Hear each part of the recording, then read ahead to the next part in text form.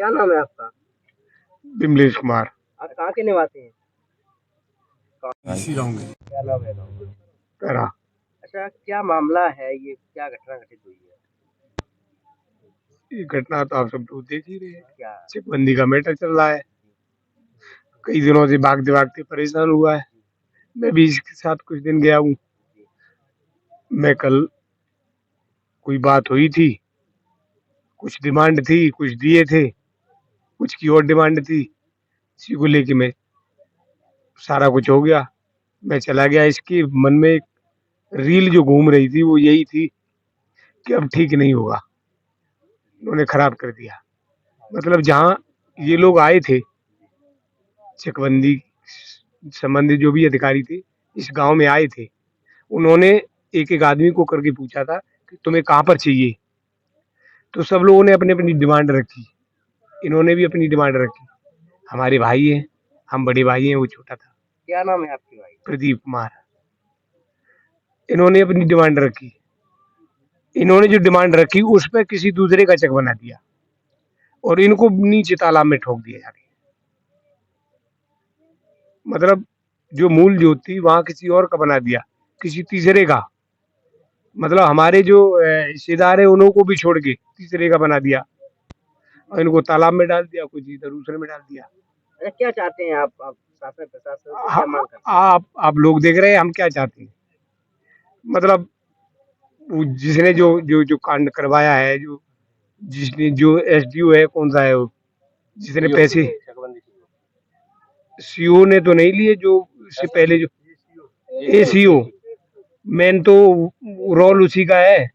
उसी ने ये जो जो भी जो परेशान हो रहे हैं, ये सब उसी की देन है। तो क्या आप उस पे एफआईआर चाहते हैं? बिल्कुल एफआईआर हो उस पे।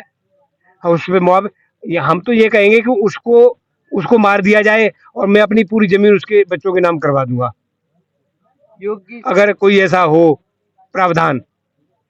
योगी जी से क्या कहना चाहेंगे? क्या न्याय मिलेगा? योगी जी जो उचित समझे कार्रवाई करें इसकी। न्याय मिलना चाहिए। न्याय मिलना चाहिए। हमें तो न्याय चाहिए, हमें क्या चाहिए। अच्छा, चकबंदी के अलावा और भी कोई दिक्कत थी कि सिर्फ चकबंदी को लेकर ही उन्होंने ये और कदम कोई उठाया? दिक्कत नहीं थी, सिर्फ चकबंदी थी। अच्छा, कब की घटना है? कल रात की है। कल मैं तो फरीदाबाद था, यहाँ था नहीं। नहीं, आपको क्या जानकारी मिली? हमें फोन किया है, इन्होंने किया तो चार्जिंग पे लग रखा था, मैं उठा नहीं पाया।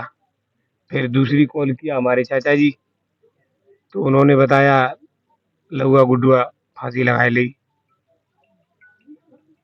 मैं हान फान में वहां से घड़ी वाड़ी करी जब आया हूँ। क्या नाम है आपका? मैं लालू भैया हूँ और भारतीय किसान यूनियन मैनपुरी जिला का जिलाध्यक्ष हूँ। सर, आज जो घटना घटित हुई है, किसान ने बताया जा रहा है कि आत्महत्या कर ली है। क्या है पूरा मामला? कैसे क्या पूरी घटना घटित हुई है? ये बहुत दुखद घटना है और ये शासन प्रशासन की पीड़ित करने पर जो आत्महत्या की है चकबंदी विभाग के द्वारा। ये हमारी भारतीय किसान यूनियन महात्मा टिकैत का सदस्य भी था। चकबंदी विभाग एसीओ लेखपाल और सीओ ने मिल करके इसकी हत्या की साजिश रच दी है। इसकी जो मूल जो थी वहां से हटा के इसको 6 फुट गहरे गड्ढे में चक बना दिया। वो इस सदमे को नहीं झेल पाया।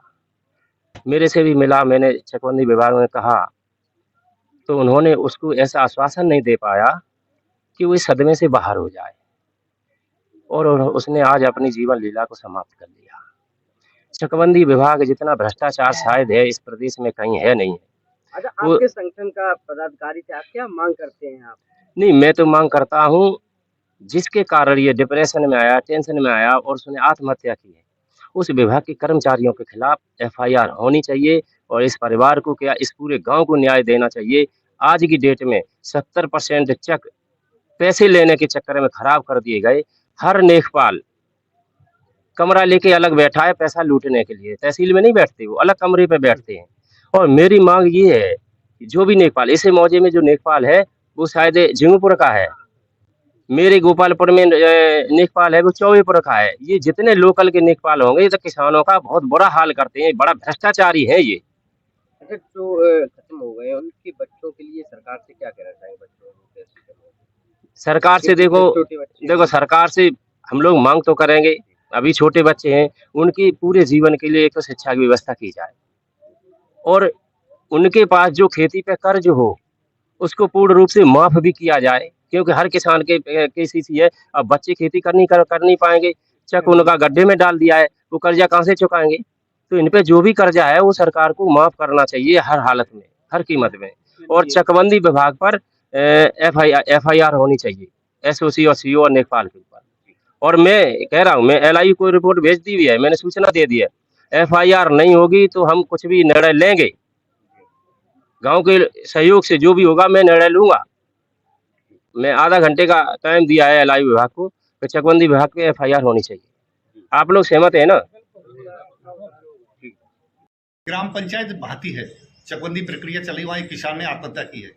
आरोप लगाया जा रहा है कि चकबंदी विभाग करहल ने प्रताड़ित किया है, जिसकी वजह से उसके पति ने आत्महत्या की है। क्या है मामला सर? ऐसा कुछ नहीं है। अभी ग्राम भाती में सहायक चकबंदी अधिकारी द्वारा जी चक कार्वेशन करके पर्चा 23 का उद्धरण वितरित किया गया है जी। और जो प्रभावित पक्षकार है उनके मूल गाटे पर उनकी चक बनी हुई है। चकबंदी विभाग की तरफ से कोई दिक्कत नहीं है। प्रदीप कुमार ने कोई प्रार्थना पत्र सर दिया है कि हमें हमारा चक सही कर दिया जाए? उन्होंने अभी 6/3 में एक एप्लीकेशन दिया है जी कि हमारी चक यहाँ से हटा करके 297 गाटे पर बनाई जाए। उस पर अभी कार्रवाई चल रही है। 27/3 में उसमें तिथि नियत की गई है, गांव में सुनवाई करके उसका निस्तारण किया। अच्छा सर, परिवारजन बराबर आरोप लगा रहे हैं कि चकबंदी विभाग करहल के द्वारा ही ये सब कदम उठाया गया। नहीं, ऐसा नहीं है। मुझे जो संज्ञान में आया उनका पारिवारिक मामला है।